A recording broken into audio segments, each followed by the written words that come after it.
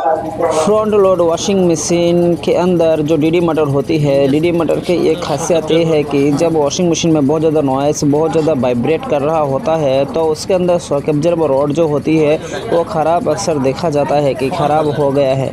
तो दोस्तों, जब शॉक एब्जॉर्बर रॉड ख़राब होता है तो ड्रम जो है अनबैलेंस हो जाता है। ड्रम अनबैलेंस होने से डीडी मोटर के अंदर एक सेंसर दिया जाता है, वो सेंसर ऑटोमेटिकली अनबैलेंस को ये डिटेक्ट कर लेता है। डिटेक्ट करने से ये मशीन का स्पीड एक घटा देता है। स्पीड घटा देने से मशीन बंद हो जाता है। आप भी देख सकते हैं जो सारा प्रक्रिया है, सारा प्रक्रिया कंप्लीट कर चुका था, पर 5 मिनट में जब ये फुल स्पीड में जाता है स्पिन में, तब ये मशीन अनबैलेंस होता है और ये शॉक एब्जॉर्बर रॉड खराब होने की वजह से दिक्कत आ रहा है। तो मशीन अभी ये बंद हो गया है।